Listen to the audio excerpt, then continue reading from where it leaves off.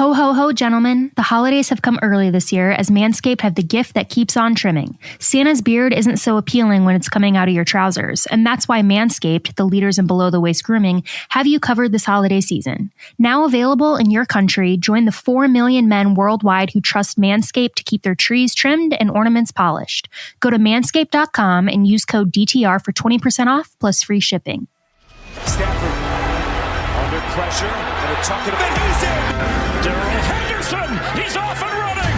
As Woods, touchdown! Cooper Kupp just went up and took it away. Van Jefferson for the touchdown.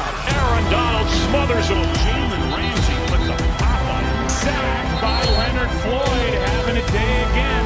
Darius Williams with a diving hit. Jordan Fuller comes up with his second interception of the night.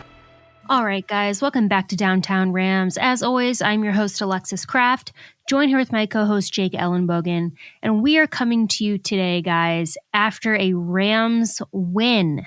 After 3 straight losses, the Rams finally have another win under their belt. They beat the Jacksonville Jaguars at home in Los Angeles today, 37-7. So it was the blowout that we predicted it would be. Thankfully. And that saying kind of comes to mind. They had us in the first half, I'm not going to lie, Jake, because in the first half, it actually was a very close game to the dismay of many of us. It sort of set a panic throughout the fan base slightly, but they came out swinging in the second half, and we ended up winning by 30 points. And all around, I would say we had a good game. Jake, something that you and I talked about on the last pod was that this one was important not just to get the W, but it was important to build momentum off of. It was important to the Rams' confidence, albeit, again, we're acknowledging that the Jaguars are a bad football team. They're now 2-10. We get that. We're not saying that they're not bad. But at the same time, having that confidence, piling on the points, showing that you can still light it up like you were earlier in the season, that's really important for the Rams right now. 3 straight losses in a row can get really demoralizing, and I think the Rams needed this game to show who they are and what they can do, especially, Jake, going up against the Cardinals next week, which is prime time against the Arizona Cardinals in Arizona. So, which in my opinion is going to be our hardest game of the season, but we'll talk about that later. But, Jake, I want to hear your thoughts on this game, briefly, and then we can kind of dive into specific stuff that we saw. Yeah, I thought they did a really nice job of, establishing their identity. And that was really the thing. The Rams were going through an offensive identity crisis. The defense was great. They only gave up 7 points on a drive that you could argue was aided by officiating. But, I was really impressed. First off, Sean McVay, hats off to him. That was one of the best game plans he's had in his career, I think. And we've seen this. I mean, you go back to 2018, which ironically enough, the last time the Rams beat a team by 30 was 2018. But, you go back to 2018 and the way, Sean McVay struggled and, teams figured out what the Rams were doing. The Eagles and Bears, when it losing those back to back after, scoring 54 against the Chiefs that same season, it was really gut check time, and Sean McVay knew he had to change something up. So he decided to go at 12 personnel. 12 personnel grouping, for those of you who don't know, it's essentially 1 in the backfield and 2 tight ends.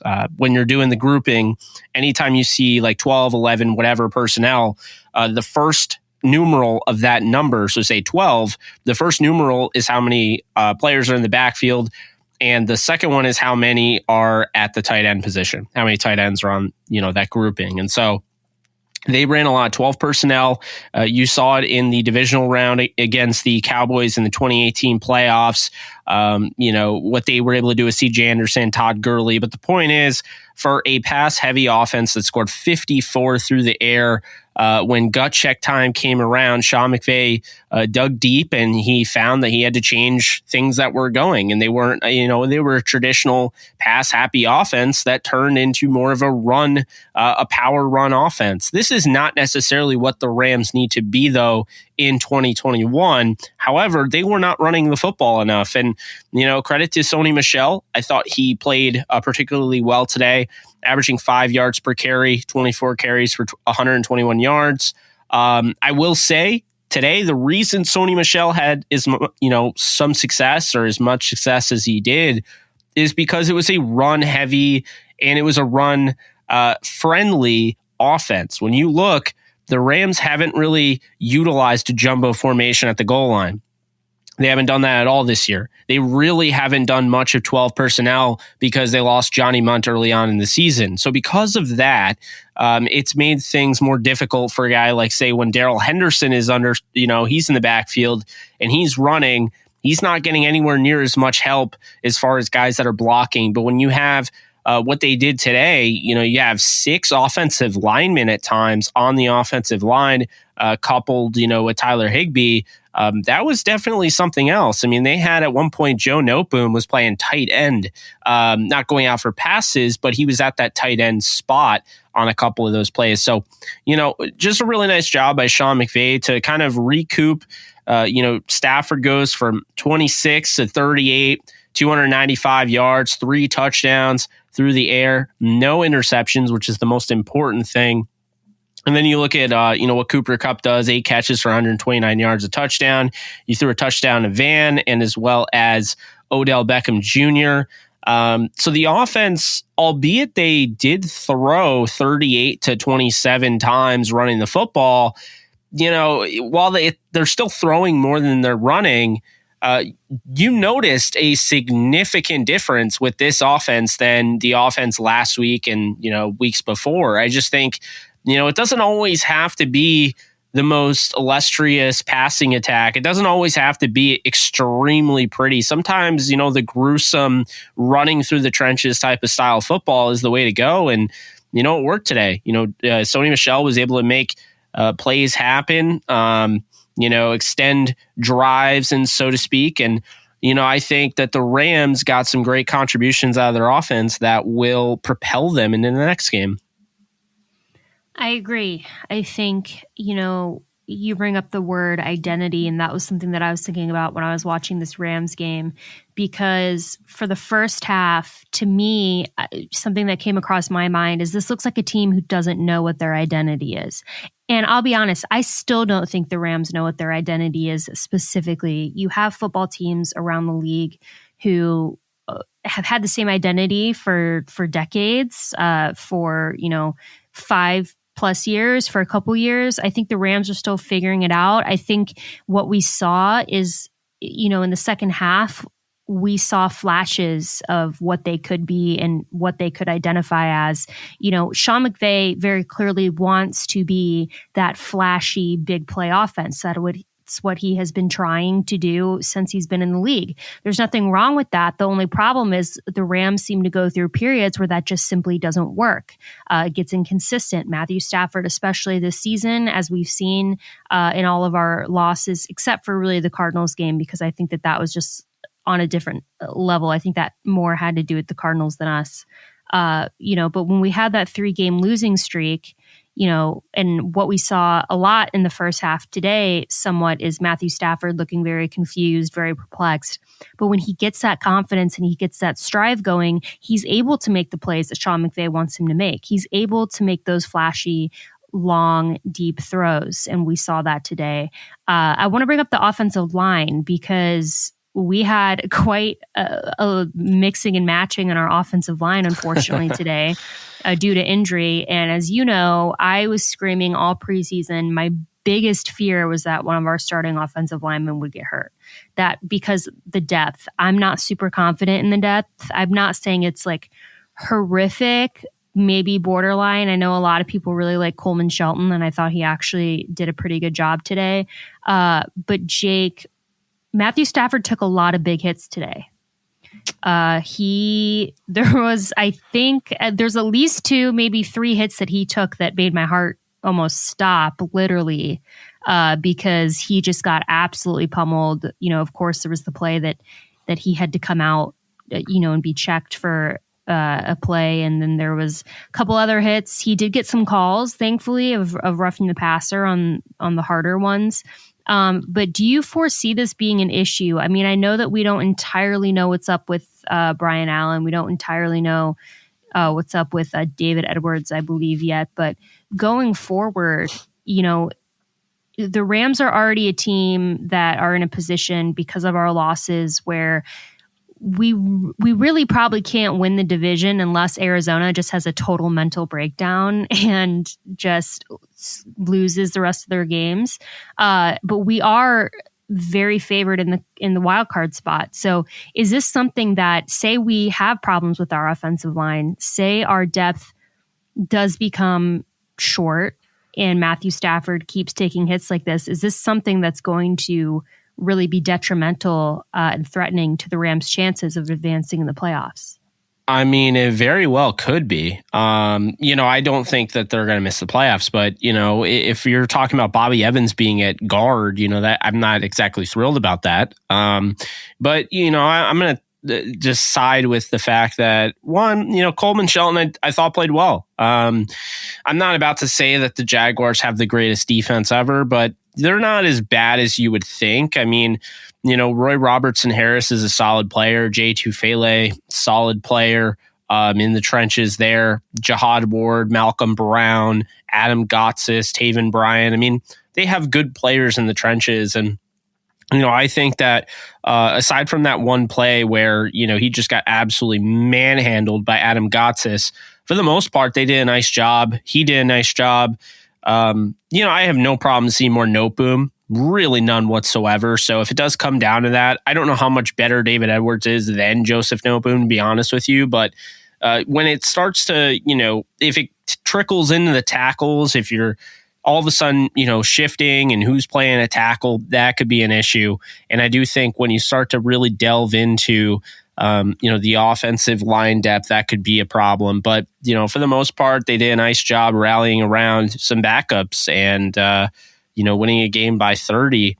It's not an easy feat. The Rams haven't done it since 2018, like I said. So, it doesn't matter who you play in this league. I mean, the Jaguars knocked off the Bills and people had the Bills going to the Super Bowl. So let's not forget about that. But, right. All in all, the offensive line, with their depth, yes. I mean, I think we found out, in preseason that their depth wasn't as great as it looked on paper, as great as we kind of envisioned it. I mean, we saw it kind of come together that, Bobby Evans took a step back and, Coleman Shelton didn't look that great. And, it was disappointing to see, those type of guys not really succeed. And so, I wouldn't put it past them to have struggles if this were to continue and they, someone else gets hurt. But as of right now, I think they'll be fine. But, definitely something to follow because right now, I mean, you're dealing with the 12th game of the season going to week 14 next week. You can't just assume if this offensive line's banged up enough, say you lose both David Edwards for whatever reason and, Brian Allen for the rest of the year, your depth is in trouble. And there's not a lot of guys that can just come in and learn your blocking schemes and learn your offensive system and all that, right before playoffs. So, when teams that win the Super Bowl, I mean, it really is survival of the fittest, but on top of it, it's not always the best team that wins. It's the best team that, can recoup and recover from injuries and just kind of adjust. And I think that's a big thing that the Rams are starting to have to endure. It seems like there's a lot of injuries all of a sudden. This team that's had some pretty good success as far as staying healthy, now all of a sudden they're starting to get bit by the injury bug a little bit. We'll see how they respond. Everybody is trying to cash in on the next best crypto, but if you want guaranteed way to double your money, all you got to do is head on over to MyBookie and use promo code JKDTR. It's simple. Sign up with MyBookie with promo code JKDTR, and your first deposit is instantly doubled all the way up to $1,000. How's that for a quick turnaround in your investment? With the NFL playoff race heating up and college bowl season just around the corner, double your firepower at MyBookie to get action in on the most important games of the season. Build your own props, create multi-game parlays, and take part in a host of MyBookie cash prize contests. This is the best time of year to both watch and bet on sports because you know who the winners are by now. Don't miss out. Double your first deposit by using promo code JKDTR And keep your eyes peeled for more exclusive holiday promotions coming soon at mybookie.ag. Bet anything, bet anytime, anywhere with MyBookie. Girls, I don't know about you, but I'm tired of finding a bush when I go down in my man's chimney. Dear Santa, all I want this holiday season is for my man to have smooth jingle balls. Thankfully, Manscaped answered with the Performance Package 4.0, so I don't have to find Santa's beard in my man's pants again. Ladies, this holiday season, get your man products that will leave him smelling fresh with their all-new ultra-premium body wash and a 2-in-1 shampoo and conditioner. It's time to give the man in your life the gift of beautiful skin, hair, and balls this holiday season. Go to manscaped.com and use code DTR for 20% off plus free shipping. Yeah, and one of the positions, obviously, that we're thin at is our receiving core, which I want to kind of close out this episode with because we had a lot of drops today, specifically from Van Jefferson and Ben Skoranek. Now, here's the thing, and I know that everyone knows that I really like Ben Skoranek, but he had one pass today that was dropped that was on him.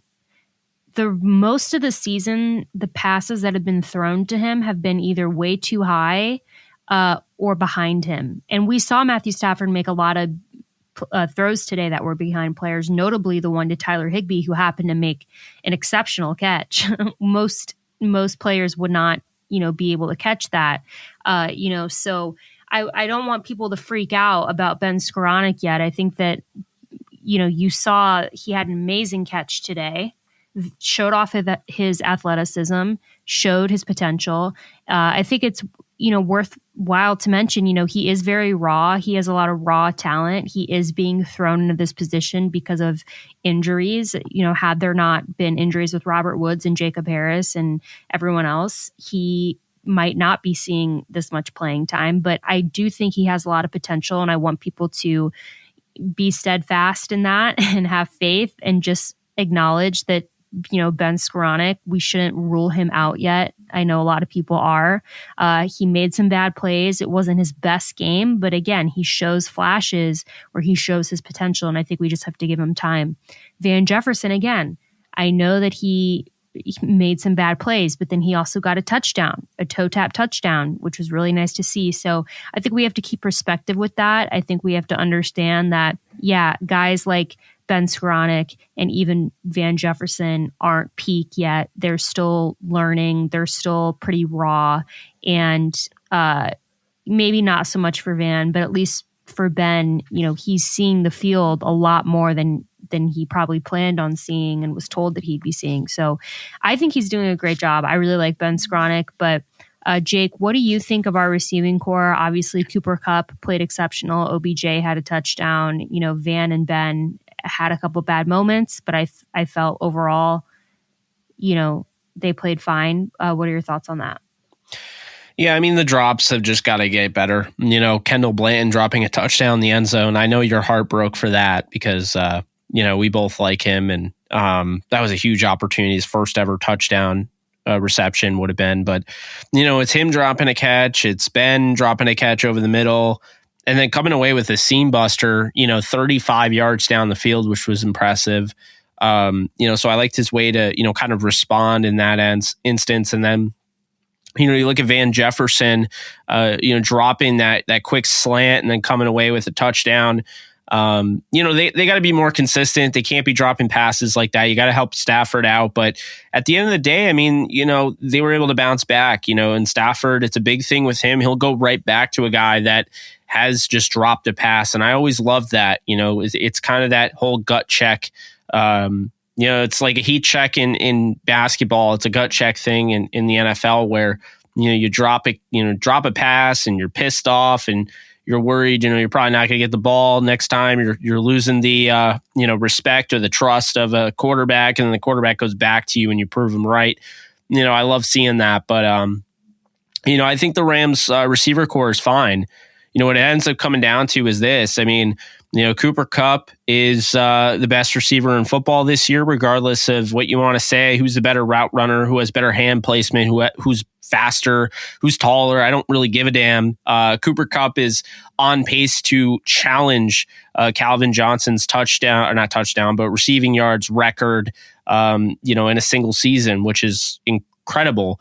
So it's not really a comparison there. It's not really up for debate. Then you look at Van Jefferson. He has his moments where he'll drop, sure. But, at the end of the day, he's a very, very good receiver. He's this very controlled aggression with his footwork off the line of scrimmage that allows him to get open.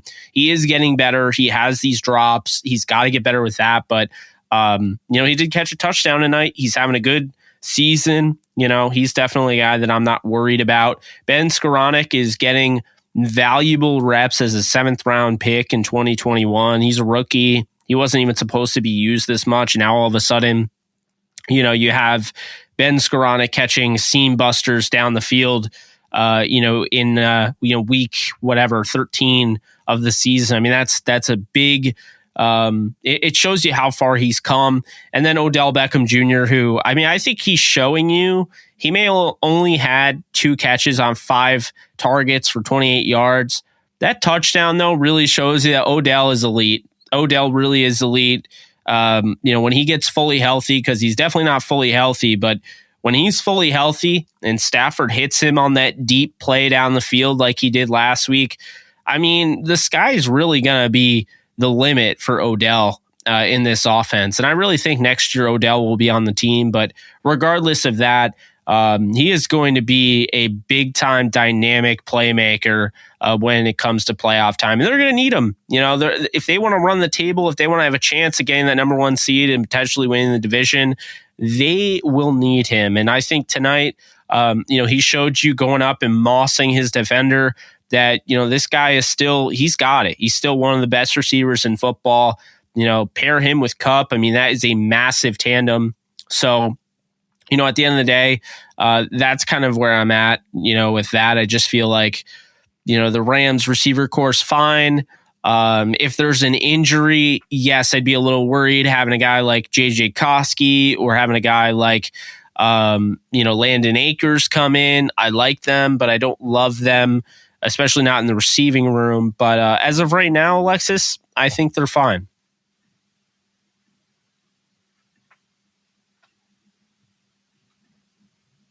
I can hear now, I think.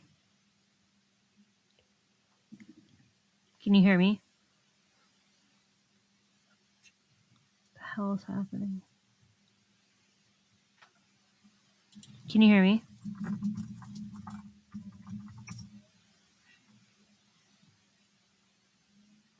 What was the last thing you said? I missed the last 60 seconds. Well, I said that I wasn't worried about the receiver room. Okay. Let me change do I sound okay? The same? Well, your waves aren't really picking up that well. I don't know what you did, but see what I mean? You can't really see your waves. How about now? A little bit. How about now? My input is back to my Shure mic. I don't know what happened. Yeah, I don't know. Talk louder, I guess. Okay. If only it would let me change. It's like Zencaster is not letting me edit the settings as I go. So I'm looking at my Well, I can deal with that. As long as there's waves and I know that's recording, I can deal with that. Okay. So you just said you weren't worried about the receiver room. Yeah.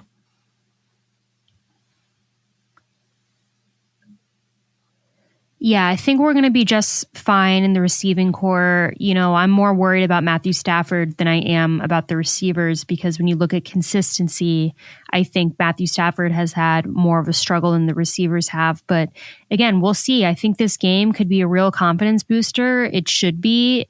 I think that the Rams should just ride this wave into next week because, like I mentioned on the last pod, prime time plus the Arizona Cardinals is not a favorable combination for the Rams. However, I think that if we can execute everything perfectly and kind of block out all of the noise, we have a chance to win. And listen, even if we don't,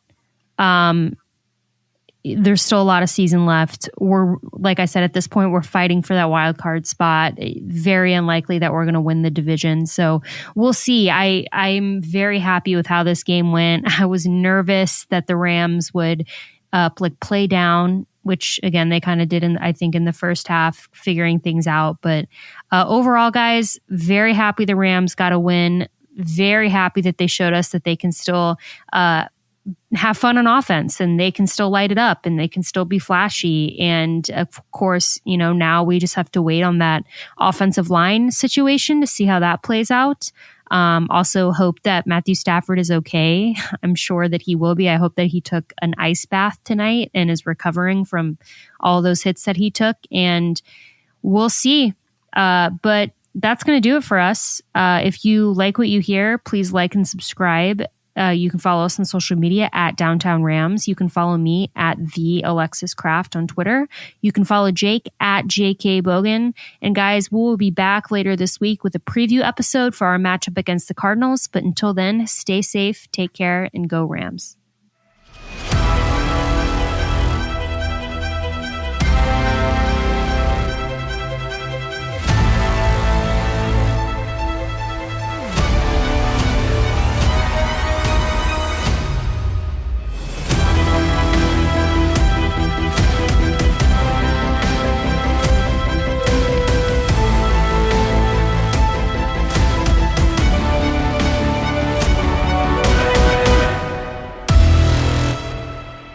Get 20% off and free shipping with the code DTR at manscaped.com. That's 20% off with free shipping at manscaped.com, and make sure to use code DTR. Unlock your confidence and always use the right tools for the job with Manscaped.